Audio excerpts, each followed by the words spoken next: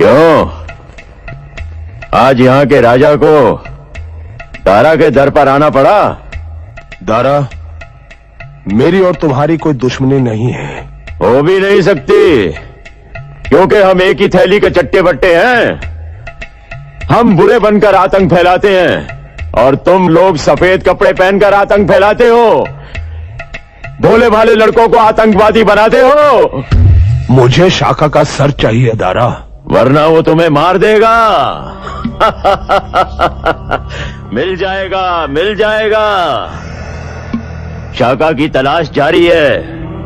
और दूसरा, मुझे मेरी बेटी वापस चाहिए। वो भी मिल जाएगी, लेकिन राजा साहब, हर चीज की एक कीमत होती है। कीमत बोलो। बड़ी धाक है आपके इस इलाके में। आप यहाँ के राजा जो ठहरे, और फिर ऊपर से मने। काम की बात करो, काम की बात। हमारे 4 आदमी आपकी मिलिट्री ने पकड़ रखे हैं। थोड़ा वक्त दो, उनको भी छुड़वा देंगे। और फिर हमें बॉर्डर पार भी करवाना होगा। अकेले तो मैं बहुत आसानी से पार कर सकता हूं, लेकिन मेरे साथ मेरी पूरी पलटन होगी। और मैं नहीं चाहता कि तुम्हारे मिलिट्री वाले उनकी लाशें बिछा दें और मैं अकेला उस पार पहुंचूं।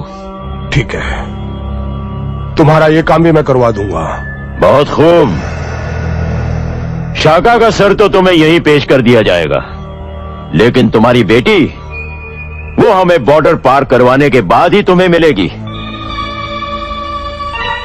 ठीक है। देखो गुल, देखो, नेता और आतंकवादी हाथ मिला रहे हैं।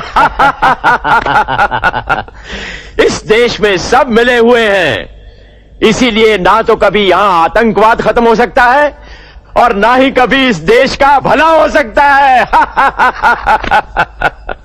शाखा के मिलते ही इतला कर